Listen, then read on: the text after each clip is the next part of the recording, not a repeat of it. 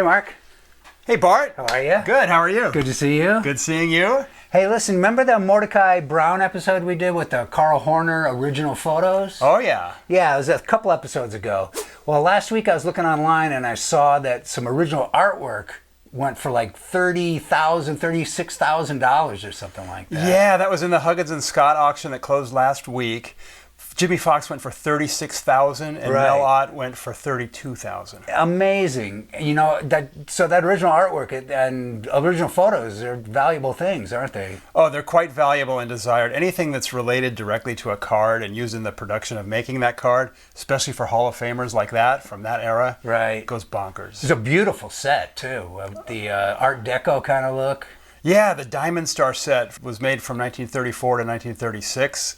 They're all copyrighted 1935 on the back, but there was a 3-year production period for those. Beautiful card. You have any of those? Oh, absolutely. You do? Yeah, we couldn't have a collection without having Diamond Star. Can we see some? Let's do it. All right, and we'll pretend like we didn't plan this.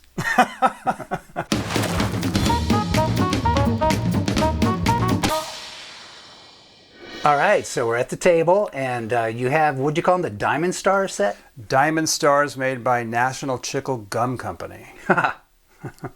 National Chicle Gum Company. And there was also an American I've heard of Chiclets. Chiclets is definitely a derivation of chicle. So these came in bubblegum then, with bubblegum then? Yeah, these came with gum. It's funny to think they even had bubblegum in the 1930s, you know? It seems like a 50s thing or something. Yeah, you see these guys with giant jaws of tobacco, but you don't see the vintage guys blowing bubbles very often. Exactly. So I see some neatly stacked there to your right. Let's see some. Now I've got some graded, some raw, some Hall of Famers, some common players. These cards feature Art-Deco designs, which were really popular. This was about, mid-30s was about the peak of the Art-Deco era. And the artists had a lot of leeway. The player image is very accurate and taken from photographs, but the backgrounds are all creations of the artist. Totally. So what do you got? All right, let's do it. We'll do the ungraded ones first. The first one is Jimmy Fox. Beautiful card and a rare image of him catching. It's primarily a first baseman, but this is a neat card because it shows him catching. I haven't gotten this one graded because it has a little bit of a dark spot in the upper left corner, and I'm just afraid of what the grading companies would do to it with that dark spot, seeing it come back a 2 because of that. So I think that's one of the ones that was the artwork, wasn't it? This one went for $36,000. Wow. And I've seen the original artwork. I actually had a chance to buy the Earl Averill artwork. It went for about $4,500, which today looks like a steal. But this Jimmy Fox went for $36,000. It's one of the most popular cards in the set, and the artwork is stunning when you see it. It's not that much bigger than the card itself. It's about twice the size of the card. Really? I would think it'd be like a big 8x10 at least or something. No, it's more like about 4x6. Wow. It really is amazing when you see the original stuff. So that's Jimmy Fox. Then we have another Hall of Famer, Sam Rice, very underrated Hall of Famer.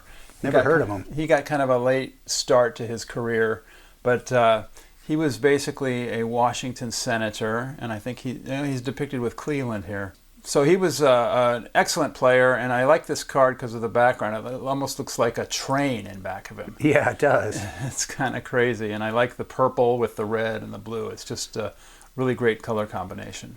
I don't know if you know, but was it the same artist for everyone, or was it different artists, or did Chiclets, whatever Chicle Gum Company, hire different people, or do you know? I have no idea. I would think that they had probably more than one artist, but it is all very similar, and that's just a great question that I don't have the answer to. I wish I knew, but I don't. Okay, here's Ernie Lombardi, the great Reds catcher, who actually won a batting title with his ability to run about as fast as a sloth. So that probably couldn't happen today, but the interesting thing on this one is they misspelled his name. Instead of E-R-N-I-E, it's E-A-R-N-I-E, Lombardi. So I think they fixed it. I think there's 2 versions of this card, and they fixed it. Not sure which is the rarer of the 2. Perhaps. Maybe that was his nickname because he lived up to his contract. Okay, then we have Robert Rolfe, New York Yankees, pretty good player. I like this one because the background is just almost psychedelic. Oh, it is. Yeah, it looks kind of like a Dali painting. Yeah. It's just really using the imagination. I think maybe the artist was dabbling in some hallucinogenics when he drew this one. But I love the card. I love the image. You know, a pretty good player too. So that's one of my favorite commons. Very cool. Then this one is cool. Blondie Ryan. Played for the Phillies at the time, I'm pretty sure. Yeah, the Philadelphia Nationals, they call them. There he is, outstretched and reaching for a line drive, snaring it, and it's just a great image. I love that. I love his head against that yellow background. I love all the yellow in it, in all these. Yeah, the yellow is just so beautiful. Looks like Blondie got some backup there behind him in case he misses that ball, huh? Yeah, it looks that way. Great nickname, Blondie. I know, Blondie Ryan. I love that. Here's a interesting one of Irving Burns, played for the St. Louis Browns. It almost looks like he's playing in an industrial complex. Yeah. There's a couple smokestacks in back of him, and a building under construction, and a light tower. Yeah, there's a lot going on there. Speaking of names, Irving, really? That name? Irving kind of left with Berlin. Then we have Jimmy Dykes. This is probably aesthetically one of my top 5 in the whole set. You got that big puffy white cloud in back of him, and it's just such a beautiful image of him finishing his swing in front of that big cloud. And I love how it doesn't necessarily have to be a blue sky, you know, it's just artistic. Yeah, that red sky is really dramatic. Yeah, it is. Yeah, so these artists were just incredible. Oh, I'd love to find the original artwork to this one. No kidding. Then we have Julius Solters making a dive. I don't think he came up with this ball, if I had to guess. You want me to catch a ball or you want to take my picture? Make up your mind. Julius? But that's kind of a cool image with the grandstand in back of him and the flag flying and, again, the yellow sky. So cool they made a card of a guy making an error. Yeah. Here's Willis Hudlin, played for Cleveland. Kind of a nice shot, follow through on his throw. I love the background on that one too. They really employed the yellow and the purple and the blue and the red a lot. Kind of looks like he's saying, look at the back of my shirt. You forgot my number. Then Hal Trosky, here's a nice action shot. He also played for Cleveland. Here he is kind of finishing his swing. It looks like maybe he pulled that one a little too far and it went foul down the first base line. And if you look closely, the ump and the catcher are both looking to see where that ball went. So it's probably pretty close to a fair ball, but I'm thinking that one went foul.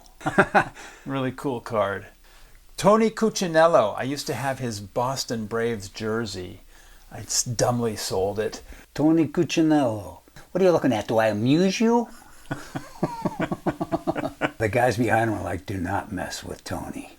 He's not in a good mood. Yeah, he looks a little bit mad there. Yeah. But, yeah, the jacket's awesome. Yeah, the jacket is beautiful. It's one of those jackets similar to the ones we've shown you with the leather sleeves. Right. Like that Reds jacket right in back of me there. Exactly. And the Warren Spahn. Yeah, and the Warren Spahn. It's definitely that style. I haven't seen one come to market like that, but if I did, I would be bidding on it for sure.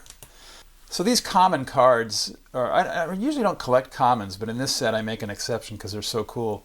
Here's Earl Grace, a catcher, with the backstop in back of him for batting practice. And you got a couple players there. Some of these are portrait orientation, a little different, right? Yeah, you got mostly vertical cards, but some of them are horizontal, and it's kind of neat the way they mix that up. Here's one of my favorites. I also had one of his jerseys, Oscar Malillo. Beautifully composed card, a lot like the Jimmy Dykes.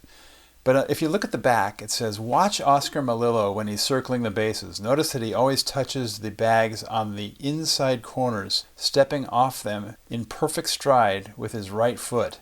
The card is basically telling you how to run the bases. Amazing. I love how they give environment to this. It's not just a generic stadium type thing, you know? Yeah, you got the city landscapes in the background. There's a card that I don't have that I want. Anyone out there watching has a nice Stan Hack of the Cubs. That's one of my very favorites. I need to pick that one up. It's got a beautiful shot of the Chicago skyline in back of him. Luis Chiozza. I hope I'm pronouncing that right. This one's kind of goofy.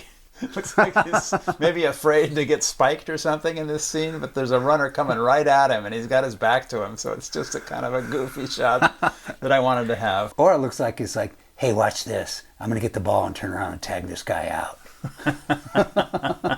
Yeah, it's a fascinating shot. There's so many scenarios that it could be. And then last for the raw ones is Billy Urbanski. Once again, we have that kind of industrial scene in back of him.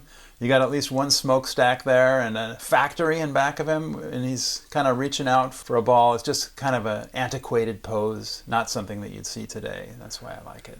Makes it seem like they put the ball fields in like the more industrial parts of town back then or something. It was not a rural game. It was a game for the big cities, and the big cities had the teams. It really is interesting to see these because it gives you a different perspective on, the ballparks. Well, those are amazing. So you have some graded ones too? Yeah, I got some graded ones. First off, Mel Ott. Oh, yeah. This is a pretty standard 4. You got the slight rounding of the corners and a little bit of surface wear. No creases or anything like that. So it's a beautiful card. Here's the back. They all say copyright 1935 on the back, although it was a 3-year span.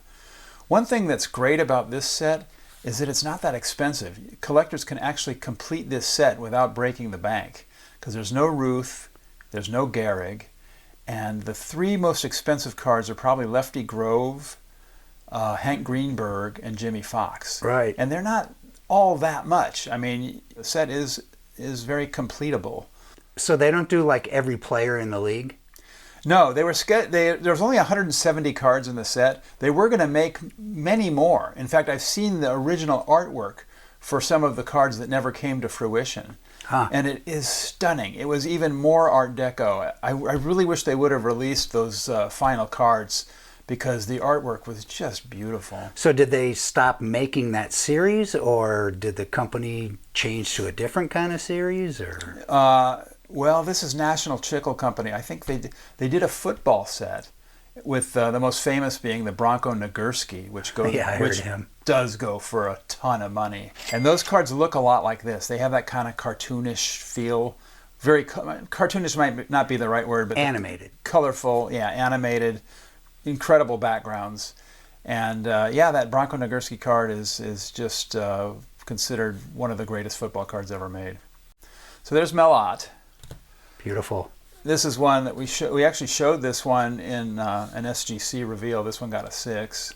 I remember that. Yeah, Pie Traynor, great third baseman. Was considered the best third baseman until Brett and Schmidt came along. Right. But look at the bold colors on that background. That's just a beauty.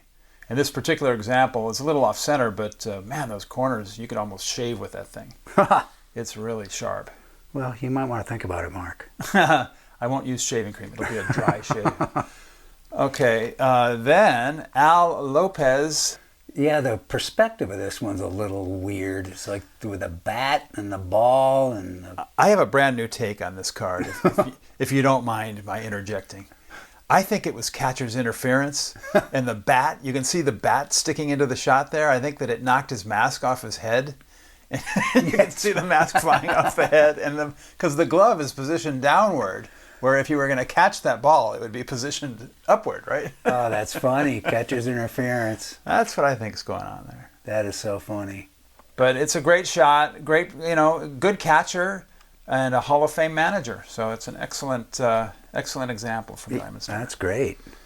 Then we have Earl Averill, another misspelled card. They spelled his first name E-A-R-L-E, and I think they later corrected it. I think there's a second version that's spelled correctly. Is that the guy that you were talking about before that you had some regret? Yes, the original artwork for this card. I really wanted to have an example of the original artwork, and this would have been a good one because it's a little bit more of a minor Hall of Famer. And they put in this kind of fake advertisement in back of him. I'm sure that wasn't there in the original photo. Here's Tony Lazzari, another Hall of Famer, great member of the legendary Yankee teams with Ruth and Gehrig. The Bronx Bombers, he was a key member of that team. Another beautiful card, just straight on looking right at you. No nonsense card here, just a beautiful image of Lazzari and a really nice likeness of him. Yeah, he doesn't look like he would be up for much more than that. Yeah, probably not. And then we have the great Mickey Cochran. I love catcher cards. Now, Mickey Cochran, I know that name. Yeah. By this time, he was with Detroit, but he made a name for himself with the Philadelphia Athletics. I love that in the squat. Yeah, one of the greatest catchers of all time. Certainly right up there, top 5 catcher of all time. The Old English D. Yeah, look at the artwork. They made the infield red. Isn't that cool? Yeah. I mean, why make it green when you can go red? Yeah, do anything you want. Yeah, yeah. Just beautiful artistic cards. I Amazing. Love that one. Then, last but not least, we have Ted Lyons, the great Hall of Fame pitcher for the White Sox. It's a great image. I have seen the original photo of this. I tried like heck to win it, but I got outbid by quite a bit.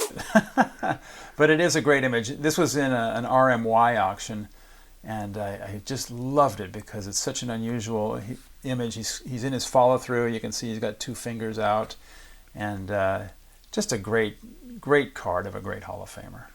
Beautiful. Yeah, beautiful. Well, how fun is that?